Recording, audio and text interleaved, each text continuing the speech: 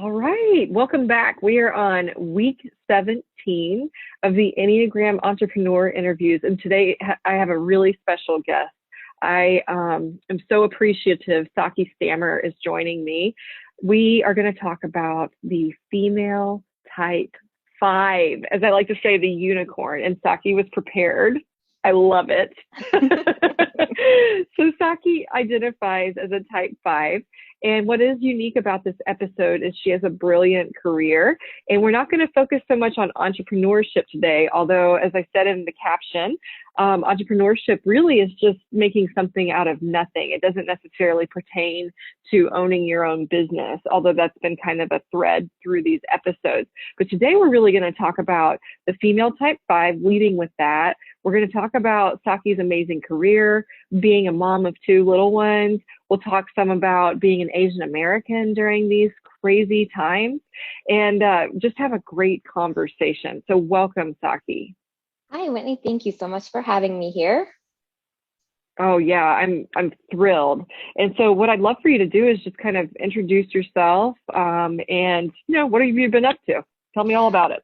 Oh, okay. So, hi, everyone. I'm Saki Stammer. I am a mother of 2 girls, a 3-year-old and a 1-year-old. Pandemic parenthood has been phenomenal. So I am a corporate purchasing manager in the automotive industry. And just a little highlight of me where I've been as I was born in Japan. I moved to the United States in 93. New Jersey specifically. And now I am in Midwest Ohio. I've been, I think, like about 10 plus years or so. So that's basically my background. That's great. Thank you. And that there's a special place in my heart for that, because as you were moving to the States in 1993, just let's see, 2 years prior, I had moved to Japan. So, during that time frame, we were effectively becoming expats in different, in our respective homelands. So really interesting. What are the chances? You obviously stayed on a little longer in the States. And of course, I came back from Japan in 1995. So I love the Japanese culture, and there's a special place in my heart for Japan. So really happy that we're going to talk about that a little bit too. So my type 5, how long have you been working with the Enneagram?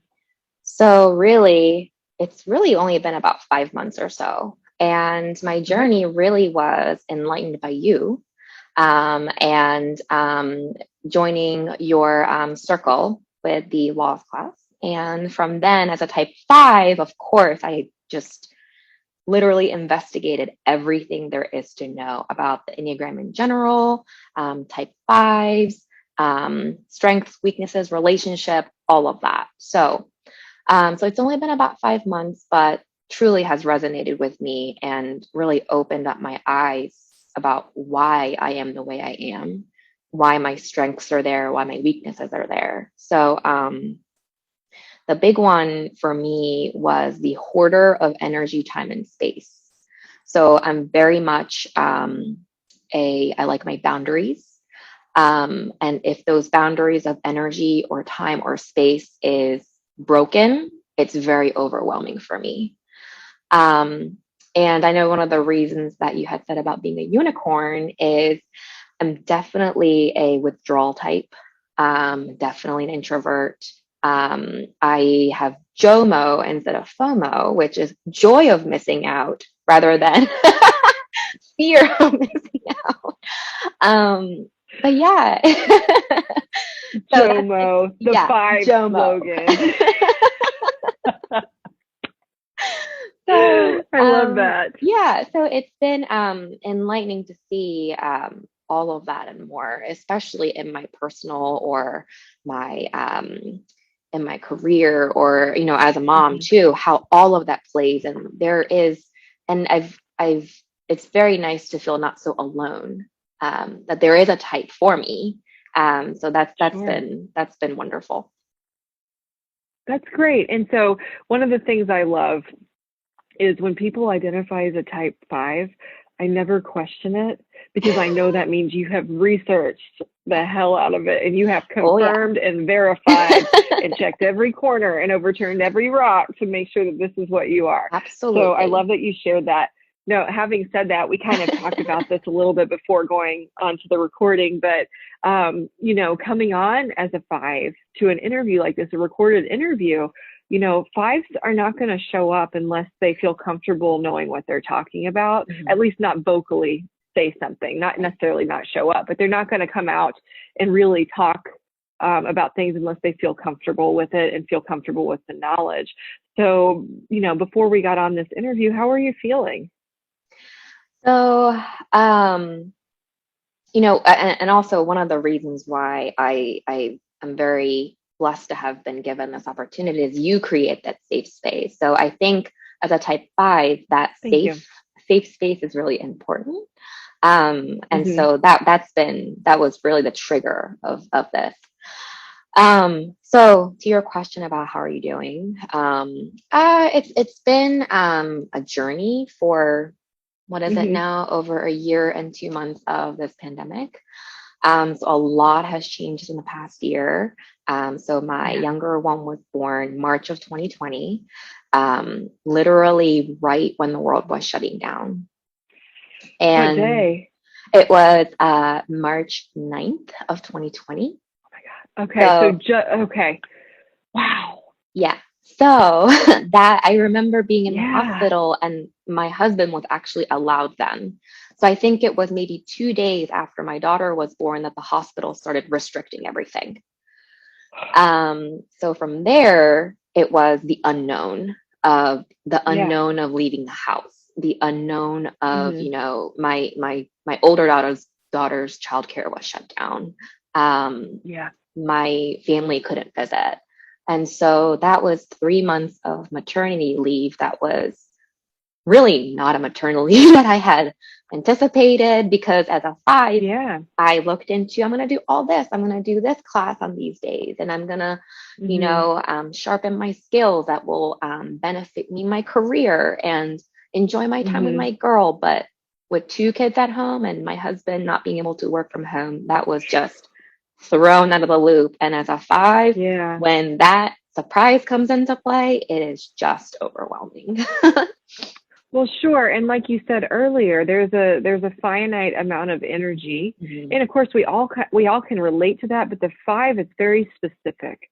When the 5 runs out of energy, her day is done. She needs a break. And so when we think about that in the context of, one, recovering from childbirth, there's that minor detail nobody ever really allows time for, right? With our generous 6 to 8 week maternity leave policies, paid if you're lucky. And so, but thinking about that, you are literally around the clock having to tend to 2 babies, because your oldest was a baby too, and not being able to rely on that care. I know when I had my second, he was 21 months younger than my oldest, so very similar age range. I kept her in daycare because I wanted to bond with him, and I was recovering, and I needed time. I needed, when he was sleeping, I needed to rest, so to not have that and have that trauma of the pandemic on top of it, that's just really, really, really intense. Yeah. It's crazy that it's a year ago, and that's how much of a blur it's been. Yeah. And then, like you said, we go back after, thankfully I was able to go back after 12 weeks.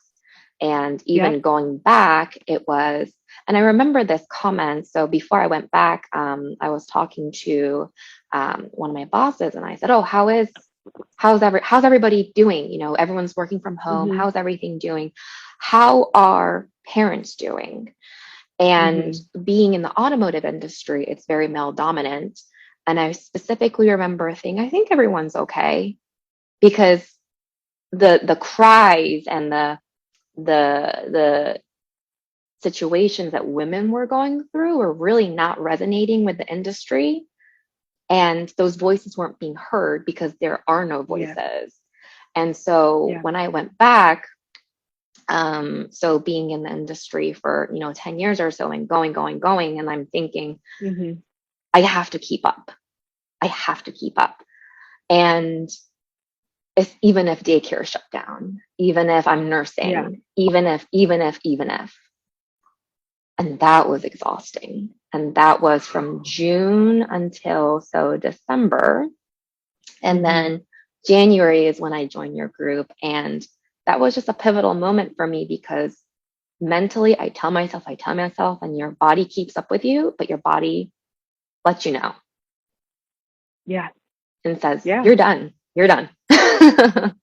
Yeah. And it's So, like this. It's like Oprah says, well, first it's a whisper, right? And then it's a tap.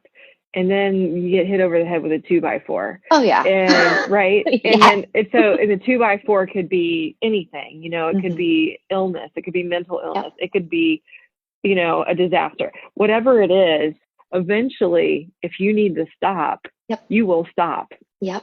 And I think what has happened is we've always been conditioned Mm-hmm. to go like push as hard as we can no matter what, Yes. because we've worked so hard to attain Mm-hmm. that career, and we have to protect it. Yes. And we're expected to also carry the household and raise the Mm-hmm. babies. Right. And we thought we had a system that facilitated that Right. with childcare, Right. although at a very high cost and place of privilege, right? Right. But Right. it's available at a Yes. certain point. And then when that was swiped, Mm-hmm. the truth really came through, Ripped it open. Absolutely. ripped it wide open. Mm-hmm. And so, I just think, I think that it's devastating for women because it's a huge loss. And we've talked about this before, but just the Yep. idea of grieving. Yes. I think that like I had a baby 6 months before the pandemic hit. And so I had just gone back to work and I had reduced my hours to part-time at that point and relinquished a vice president title and was like, I can't do this. Mm-hmm. I'm not ready to be back full time. I still want Mm-hmm. time with the baby. I'm an older mom now. It just doesn't feel right anymore. And I remember then the pandemic hit and I got way more time than I ever thought I would, which was like that part of it was a nice gift to have with the baby. But at the same time, now it was like, well, who the hell am I now? Yes. Like, where did my Yes. identity go? Yes. Right. And you had mentioned this earlier. So let's talk Right. about that. Yeah. Let's talk about identity. Yeah. So, with that, you had to, so when that really hit me and I crashed probably December or so, the first layer of grieving is changing and pivoting, or taking a pause of the career as it makes sense to me. And I'm grieving because I thought always that I'm going to go, and I'm going to shatter glass ceilings. I'm going to be the first female president. I got this. But when it's spun out of your control at that point, Mm-hmm. what do you do? And Right. And that's where I thought, okay, I just need to take a step back, because the first year of my second her first year, it's a blur and it's not okay. Mm-hmm. Mm-hmm. That's grieving. The second layer of grieving is, again, we always talk about moms and their identities after they have children. Mm-hmm. And so so there's several layers of identities that came into play in the past 6 months or so. So that's been hard. And then, of course, I do every research about, okay, what are some options? Because I have allies in my organization that's willing to work with me, but is that enough? Because it has to be a cultural shift. It has to be bigger. And do I have the capacity right now in this season to be the trailblazer for that?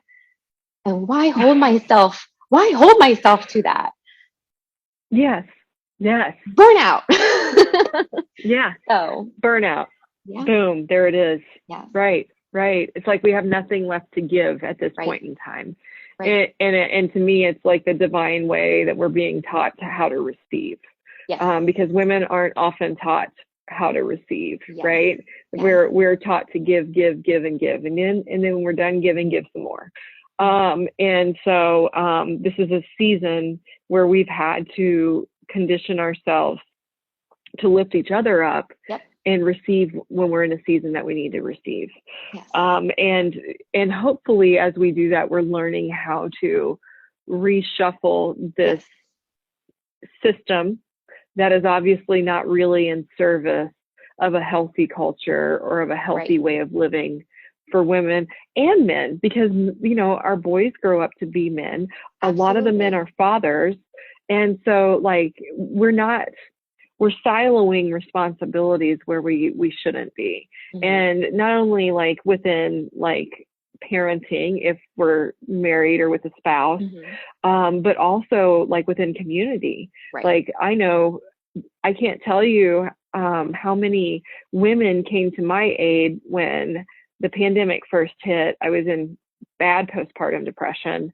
I had to go on the CARES Act leave because I literally couldn't manage my job and homeschooling 2 children and an infant with postpartum depression. And we were moving. Right. And, and the world shut down and we had to be out of our house. Right. And so I couldn't, I literally was breaking. I remember a friend of mine was like, I wanted to bring by a drop off a gift, a housewarming gift. And I said, I can't accept it right now. I literally can't think about one more thing. Right. I can't. And I'm afraid I'll lose it. The houses, I just can't. I'm so sorry, but I can't even process that. I couldn't even process receiving. Right. Oh, absolutely. And so after like a little bit of the dust settled, I remember women would just come by and leave things at the door, flowers, food, just whatever. But that's what it's going to take, right? That's what it's going to take. When we go back to non-pandemic, post-pandemic life, which hopefully looks different in a better light. That's my prayer. As we process the trauma, that's my prayer. Hopefully the women have learned that we've got to look out for each other. Absolutely. Absolutely. And learning to receive and giving when you can. And it's just a cycle of giving and receiving and, accepting the season of all of it. And I've definitely learned that in the past 6 months or so. So it's been ups and downs because you're still on that cyclical habit of thinking a certain way about your career. So there's definitely days where I'm so just filled with anxiety in so many different categories. But kind of toggling back and forth, that for me has been just the notion that I am moving forward, and this is the season, and it's okay. So, yeah. And I think the really important thing to share here, because we both had pretty traumatic postpartum experiences, is that you can come out of the other side and be just fine and be okay, and be able to, and so I think for anybody watching this that might be going through what I like to call going through the shit right now, or sitting in the shit, like, oh gosh, you will come out of it. Yes, it doesn't feel like with them, but you will. Yes. Yeah. And with those type of situations, Saki, as a type 5, the type 5 defense mechanism is isolation. And isolation starts not with just being alone. It starts with isolating your emotions from your thoughts. Oh my goodness. And not paying attention. And one thing I've learned about type 5s, I find this so fascinating. I'm curious as to if you've experienced this, is 5s can often understand what their emotions are through thought, but not actually feel them. It's like they have a view of their emotions through their mind. Observing. Like, oh, I think I'm observing sadness right now, but they're not actually feeling. Does that feel right to you? Do you does that make sense? It is so correct. It's sometimes the disconnect sometimes is a strength, but definitely a weakness as well.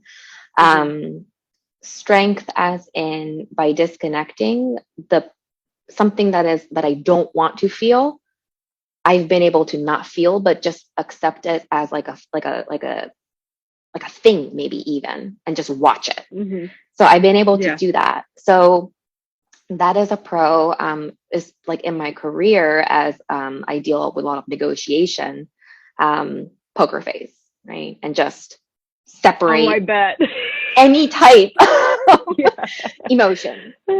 But Yeah. as I progressed, so I'll go back into the personal and work as well. At work, after I became, more leader type, I realized that really has. I remember one team member told me that he thought I was a robot. What a And thing to say. but at the same time, you know, it was a time when he was opening up to me and, he was being Yeah. vulnerable. And I showed that side of myself because it was something very personal to him. But he was like, I Mm-hmm. had I had no idea you had emotions because I thought you were a robot. And I thought to myself then, I'm like, oh my gosh, I am totally portraying myself as this robot that has no feelings, like cutthroat. And I realized that as a leader, that's not okay because I need to open up Yeah. and let people feel, you know, that it's okay to talk to me, that I am someone Mm-hmm. that they can feel safe with. So I'm learning that for sure. And the Oh, yeah. Enneagram knowledge has definitely facilitated that as a learning point for me. Mm-hmm. Separately in my personal life, I definitely sense the disconnect, especially in, my family being Asian is very Mm-hmm. sterile, maybe. We don't, I remember when my father, when he retired and he went back to Japan, he literally sent an email that just said, boarding now, bye. As he was It said boarding now, bye. boarding now, bye. 3 words, boarding now, bye. And that was his departure, like from this country to his children. Sure. Sure. So So he's it's, acknowledging things, but in the way yes, that he knows how to. correct. Right. And that's where I thought, that plays into me being very disconnected with my emotions. Sure. But at the same time, as I had children, my older daughter is exactly like my husband, just very full of emotions and very extroverted. And, you know, I'm learning to be more in tune with my emotions with her and to Mm-hmm. show a lot of love. So there are capabilities for the type 5 to bring the emotions to yourself to feel, whereas completely separate it. And I think that is a Yeah. good thing to be able to toggle back and forth. So Sure. Yeah. No, I love that. And I was actually, you answered something I was going to ask you about in terms of yes. the thought process based on like the cultural Yeah. differences of growing up Yeah. as a Japanese child in Yep. Japan and then moving to the US and how that might have impacted Oh my the gosh. motivations. And of course, we talked about the defense mechanism, isolation, the motivation being to have knowledge or to obtain knowledge. Hmm. So let's touch on that for a minute Sure. and just like, can you share a little bit about like with your cultural, your cultural background, the Yeah. completely diverse ends of the poles being part Yeah. in Asia and part in Yeah. America, and what that formula looks like to create this need for knowledge? Oh man. Um, so New Jersey is very diverse as far as when I went to school. Um, there were also many other Asian Americans. And so there was kind of, for me, maybe like a safety net to say, oh, there's other people like me too. So in my household, it was just Japanese. It was Mm-hmm. my parents and my two brothers and we only spoke Japanese in the house. All Mm-hmm. the food was Japanese, celebrated Japanese things. But once I stepped out of that Japanese household, it was American. And it was and you kind of, and I moved here when I was 7, so like my English is um, no accent, but my oldest brother has a little bit of an accent. Mm-hmm. And all three of us actually have different layers of, Asian American experiences as well. Um, Mm-hmm. but growing up, you kind of have these boundaries because when you go home, it's Asian American experience, but it's also the immigrant experience, which is two different experiences as well that can layer on Mm-hmm. top of each other. Mm-hmm. And I remember, I think it was in second grade, I was, everybody was saying the Pledge of Allegiance, right? Never knew what that Pledge of Allegiance was. And back then, over 25 years ago, there was no internet to Google Pledge of Allegiance. Sure.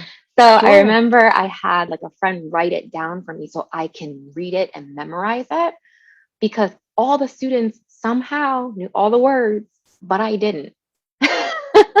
And for me, I was like, what is this? I don't know what they're saying. And throughout my journey of growing up, my parents also didn't know the experiences I was going through. They didn't know, what's GPA, right? What's the SATs? Like, what is that? What are these extracurricular activities? Like, what is it? So we learned like a lot of it together. And at that time, it was just not as obviously connected because of lack of internet. And I feel like I also lost a lot of my Japanese identity because of the lack of connection. I remember I had like pen pals or something, right? I wrote letters. Who does that? But I do too. Totally get it. But nowadays, it's like everyone's connected regardless of where, and it didn't happen that way. And like even my cousins or my grandma in Japan, we didn't have FaceTime. We didn't have any of that connection. And now that we can, yes, in 2021 and since 10 years ago, but when I was growing up, we didn't have that. So my connection to my Japanese culture was just within my family, which, I really lost that connection very like a long time ago. My memory of Japan is just from a 7-year-old's eyes. Sure. I remember where like the park was in the neighborhood. I remember like walking to school, but I don't know how to make a phone call in Japan. Like I don't know how to buy a train ticket in Japan. So I kind of like go back and forth because I am fluent in both languages, but it's still, I toggle back and forth with the culture. Yeah. Which is like bizarre to me. Yeah. And it's a theme. It's a really interesting theme. Yeah, it is. The identity portion is, and it's very, and it was another eye-opening experience when I moved to the Midwest, because that's when I didn't see anybody that looks like me so much the way I did in New Jersey. A little bit. And so, that's been kind of like navigating. That's been a little bit another experience, I guess, in my 20s and 30s. So, yeah. Well, so you said some really interesting things that I'm just like, I had this like aha moment. So, okay. So with 5s, they isolate, right? And we talked about emotions versus thoughts and how you toggle between, right? And then, of course, with the 5s motivation, they want to always have knowledge. When, they want to, their biggest fear is looking incompetent. So Saki, this makes so much sense because you've been between two worlds your whole life. And so when we talk about elementary school, you just wanted to fit in and like know what everybody else knew so that you didn't have to stand out as different, right? Yes. And so that need for knowledge really came from trying to adapt to that new environment. And then I know you've been back to Japan several times since your folks moved back. So you do go back, but now you're going back as a Japanese American citizen. Right. And that had a childhood there, but is detached. So now you're trying to fit in there within the culture as well when you're there. And you work for one of the many Japanese automotive companies. So you're surrounded in a mixed culture there, which is predominantly men, right? And when you talk about the Japanese work culture, which I've had exposure to because my father worked in Japan, I've seen it. It is no joke. And when you talk about being compared to a robot, I have to think, Saki, that when you are a female Mm-hmm. in an Asian male dominated industry, Mm-hmm. if you don't prove yourself in the Oh, yeah. negotiation process, you won't be taken seriously. Absolutely. And so all of this, there is a thread through Mm-hmm. everything that you shared that just Mm-hmm. completely pulls together Yeah. where the origins of this type 5 Yeah. personality developed. Yes. And it's really powerful. Yeah, for sure.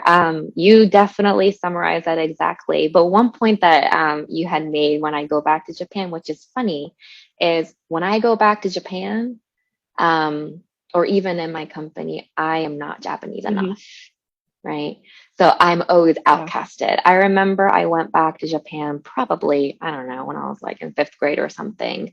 And I attended like a little bit of school because the school timeline is a little bit different than here. And I wanted to experience what it's like to go to school. I remember I was hazed and bullied because they told me I'm American.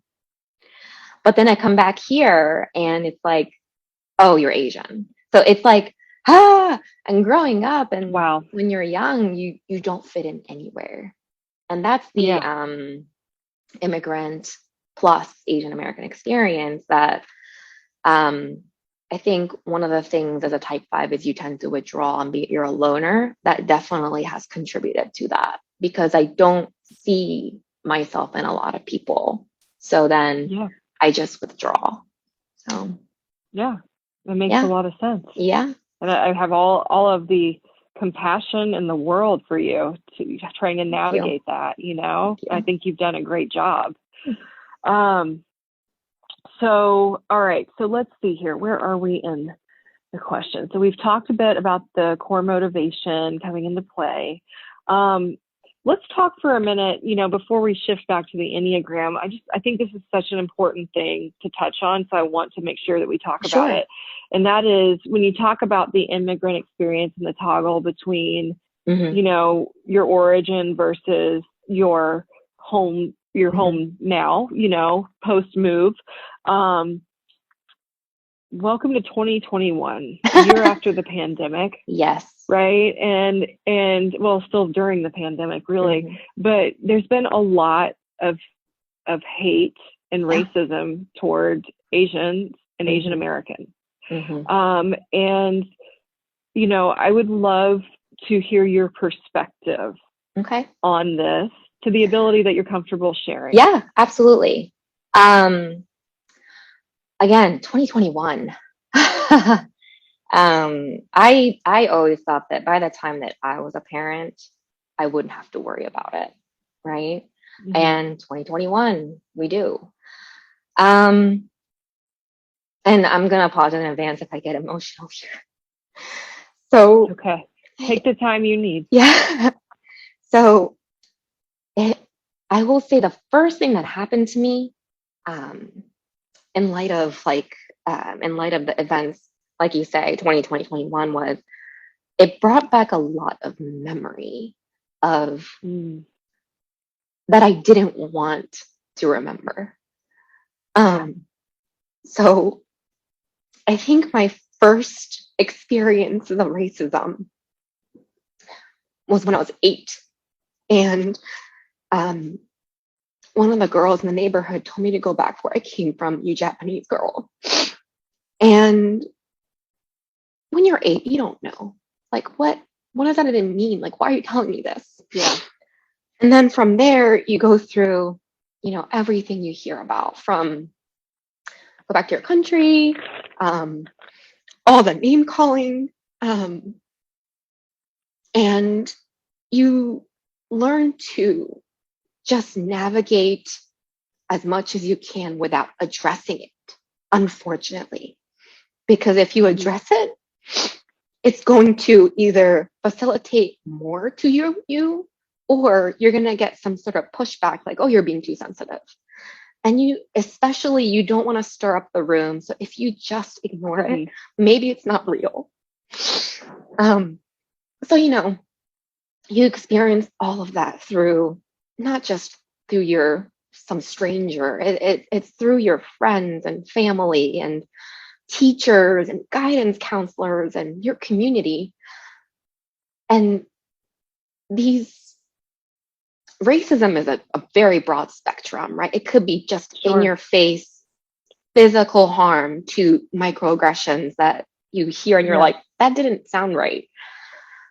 Mm-hmm. But I think about, the hundreds of comments or actions that have been made toward me. And it's just so heartbreaking to think my daughters, who's mixed race, half white, half Asian, and they are phenotypically more Asian. It saddens me that they're going to have to go through that in 2021. And you think about, oh, well, like that's like an anomaly of an event. But I can look back on, many instances in my life that if I had made someone angry because someone was stalking me because of their Asian fetish and I didn't call him out, or I called him out and he didn't like it, could he have come to me and hurt me? And these kind of memories come back. And it's been very hard, especially now as a mother. Um, when I was growing up, my mom or my parents, they didn't have the Asian American experience. They had the Asian experience, the immigrant experience. So they were not a resource for me for comfort or safety because they couldn't Mm-hmm. understand. Sure. But for me, I think about what can I do to be a resource for my daughters so that I know that one day she's going to come home and she's going to be so heartbroken about something that's said to her. And recently I've told myself that this is it for me. Like I am not in any way an activist or a historian or anything like that, but the um, small actions that I can take to spread allyship and awareness, even in the smallest of microaggressions, so that my daughter can feel safe. That's been my motivation. Um, and it's hard because you don't really have these uncomfortable conversations outright, right? But I look Mm-hmm. around and my entire circle of family and friends are dominantly white. And I wonder how that's going to play out sometimes. I'm sometimes afraid to, which Mm-hmm. in my mind, I'm like, I shouldn't be afraid to speak up for someone being discriminatory. But if I speak up, it's, oh, she's being oversensitive again, or all the 10 other white people in the room are not going to really know what to say either. And then I created that. And that's been the reason why I've never really spoken up. But my daughters are motivation enough. So it's been back and forth. It's been frightening, Sure. honestly. Yeah, absolutely. And I'm sure very triggering. Very much so. I just I don't know. I just think about again just the generational differences, regional differences that contributes Mm-hmm. to the ignorance or lack of understanding. And it's also exhausting, right? Like why do I have to say it? Like why do I have to be the one to explain this to you, And Yeah, um but that I emotional labor. right. Mm-hmm. And I'm so afraid that one day, when my daughters hear this from her close circle, she's going to be very disappointed. Like, why would that person say that? And why did mommy not say anything? Um, and that's been a very in-depth conversation in my very close circle, Mm-hmm. just to, at least make some sort of progress in the ways that we Yeah. can. So, Mm-hmm. yeah, Thank you. Thank you for yeah, sharing that. I know that yeah, wasn't easy. I do think yeah. it's important that that's what you just shared is part of advocating for your daughters. People need Yes. to see and hear this. Thank you. Yeah. So with that being said, I know you have a couple of neat things coming up Yeah. that are in support of the Asian community and Yes. strengthening Yes. and protecting the Asian community. I would love to hear more. I would love for you to share what that potentially looks like. Yes, absolutely. So truly, I thought about anything that I could do with my skill sets or Mm-hmm. how I can contribute. And I actually reached out to some members of the Japanese American Society of Greater Cincinnati. And we are going to be talking about how I can contribute, especially as a mom, especially being in the career of a local company that is Japanese. So I'm excited to see how that's going to be. Really, it's going to be a mutual benefit. So I'm very, very excited of how that's going to open a lot of eyes for me as well. So that's the first layer of it. The second layer is there is the Cincinnati Reds home games was looking for a local Japanese teacher for language teaching. And so, I put myself out there that I'm definitely someone that can contribute.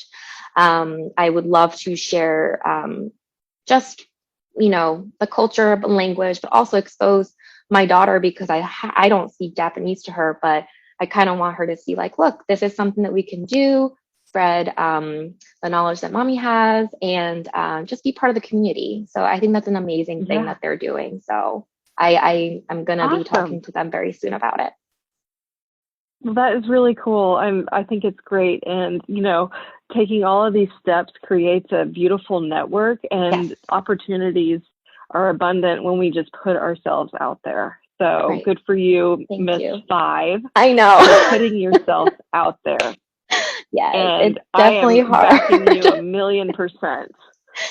Yes. Well, this has been just one of my absolute favorite interviews, and I am so appreciative that you're willing to talk to me and to be vulnerable and to share your experience. I have learned so much from this, both in an Enneagram context, but also just in the humanity context. And I really appreciate that.